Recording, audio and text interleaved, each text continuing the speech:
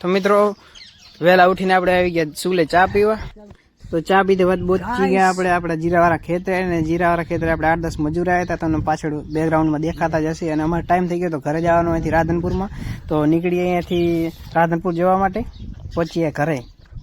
પછી આપણે 15 મિનિટ કર્યું બાઇક ચાલુ, પણ થયું નહીં. પછી થયું ચાલુ, પછી નીકળી, પછી પહોંચી ગયા આપણે ભચાઉ. અને ભચાઉનું બસ સ્ટેન્ડ તમને બતાવું જો આગળ. આ ભચાઉનું બસ સ્ટેન્ડ છે મોટું નવું જે બન્યું છે. પછી બસ પકડીને આપણે પહોંચી ગયા રાધન. તો પછી બસ મળી ગઈ ભચાઉથી રાધનપુર વાળી. ટિકિટ લઈને બેસી ગયા બસમાં. અયોધ્યામાં રામ મંદિર બને છે, એનું રાધનપુરમાં પણ સેલિબ્રેશન થાય છે. જુઓ તમે કેટલા ઝંડા વંડા લગાવી દીધા છે. આખા રાધનપુરમાં પ્રભુ શ્રી રામના ફોટા તમે જોઈ શકો છો મિત્રો. રાધનપુરનું શું સેલિબ્રેશન છે, એકદમ મસ્ત.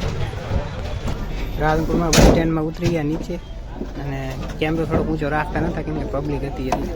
પછી રાધનપુરમાં ઉતરી બસ સ્ટેન્ડથી આપણે આગળ જઈ અને થોડુંક સામાન લેવાનું હતું. તો પહોંચી ગયા કરિયાણાની દુકાને. આપણી દુકાન મામાની જ છે. તો 2 જણથી તો દાળનું બધું કિરણા લઈ લીધું. પછી એનાથી આગળ શાકભાજીની દુકાન આવ્યા, શાકભાજી પણ લઈ લીધી આપણે. અને મિત્રો નીકળી ગયા આગળ આપણે જ્યાં રિક્ષા આવવાની છે ત્યાં. તો તમને અત્યારે નજારો બતાવું કેવો નજારો છે. સામે